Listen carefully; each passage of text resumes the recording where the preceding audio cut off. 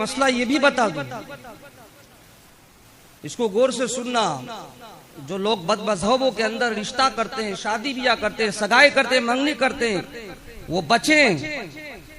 ये ना देखो कि हमारा चचा है, ये ना देखो कि हमारा मामू है, ये ना देखो कि हमारा खाला है, या ना देखो कि हमारे बाप का भाई है, ये भी ना देखो कि हमारी माँ का भाई है, चाहे सगा भाई क्यों ना हो। अगर वो सुन्नी सहीहुल अकीदा है, हुजूर का वफादार है, उसके दिल में इश्क़ रसूल है, मोहब्बत रसूल है, तो आप रिश्ता करें। लेकिन अगर वो गुस्ताख नबी है या बदमज़हब वहाबी देवबंदी है, तो खबरदार खबरदार, ना उनकी बेटी को लाना, ना उनके यहाँ बेटी को देना। वरना याद रखो, आज लोग समझते ने कि भाई हमको तो निकाह पढ़ लेना है, लेकिन सुन लो मेरी बात गौर से, चाहे लड़का वहाबी हो या लड़की वहाबी हो, इसको गौर से मसला सुनना।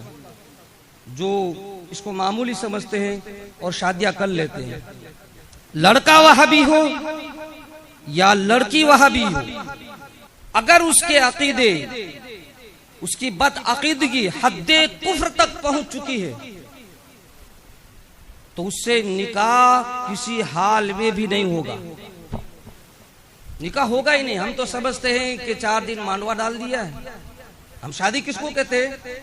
4 दिन मांडवा डाल दिया है, फिर गए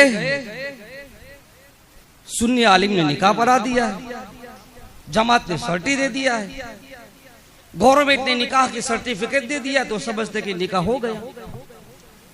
लेकिन कभी इस पर गौर किया कि जो समाज सर्टी दे रही है, गवर्नमेंट सर्टी दे रही है, या कोई भी निकाह पढ़ा रहा है, वो निकाह अल्लाह रसूल की बारगाह में कबूल हो रहा है कि नहीं? शरीयत उस निकाह को जायज कहती कि नहीं? कभी इस पर गौर किया?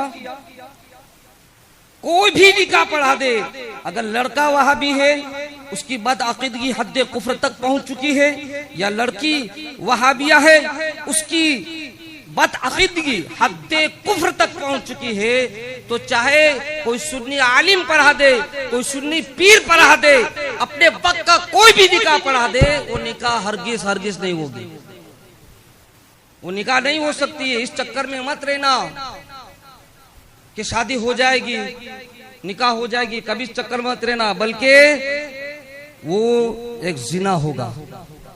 क्या होगा?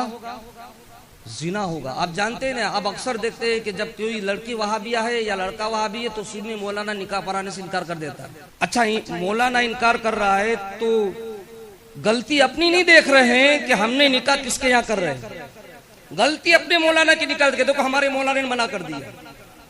बदनाम भी मौलाना किए जाते हैं। खुद गलती कर रहे हो, खुद वहाबियों में निकाह कर रहे हो, उनमें शादियां कर रहे हो, और फिर बदनाम अपने उलमा को कर रहे हो कि हमारा आलिम देखो सुन्नी आलिम निकाह नहीं पढ़ा, तो हम कैसे वहाबी आलिम से निकाह पढ़ लेंगे?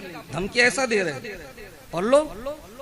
लेकिन सुन लो, सुन्नी आलिम निकाह क्यों नहीं पढ़ाता? क्योंकि निकाह होता ही नहीं है, और जब निकाह नहीं हुआ है तो फिर सिर्फ जिना होगा। जिना क्या होगा? एक जिना का दरवाजा खुलेगा, हराम काम का दरवाजा खुलेगा, हराम फेल का दरवाजा खुलेगा।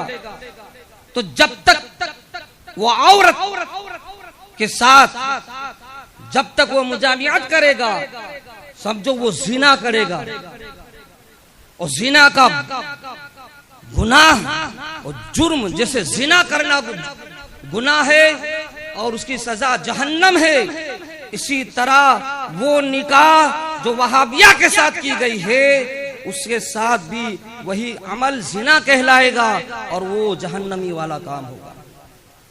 तो क्या कोई आलिम जिना का दरवाजा खोलेगा?